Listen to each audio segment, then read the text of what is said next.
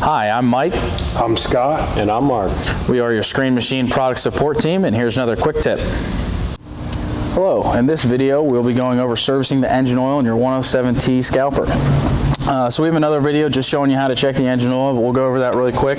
So back here is all of your oil components basically before we get started. So your oil drain valve will be right down here. I've got my hand on it. Right below your engine oil filter, which is right up here, screwed onto the engine, screwed onto it that way. At the end of this video, I'll have Scott get in here and point to things so you can kind of see exactly what I'm talking about. But you got your drain right below here, your fill, your dipstick, your fuel filter is also in this area, and your engine oil is got an orange cap right here where my hand is at. I'm screwing out the engine oil cap right here. So this is where you will be filling your engine oil as well. So look for this orange cap. It'll be right behind this coolant, this large coolant hose right here. So if you're servicing the engine, we'll go ahead and remove the dipstick. If you're just checking the engine oil, wipe it off, put it back in, make sure that you're in between the high and the low hash marks on there, but since we're servicing, we'll go ahead and set that aside. So you'll remove your dipstick. You'll drain out the oil by opening that valve at the bottom there.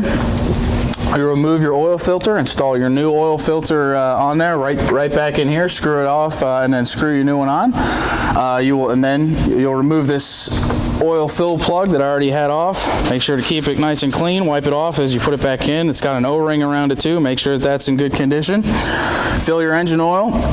You'll reinsert your dipstick, check the engine oil, and then with the cap back on, with your dipstick on and the filter on, you'll start the engine, let your oil filter fill up with oil, shut the engine down, let it cool down, and then recheck your oil level and add accordingly. So I'll go ahead and put this cap back on, and then I'll get Scott to come back in here to kind of show you where everything's located back here. Just to screw on. Make sure you screw it in there straight. It is plastic, so you don't want to screw it in there wrong. So I've got it lined up, screwing that in there. All right, now we'll have Scott come over here so you can kind of see what we've been talking about.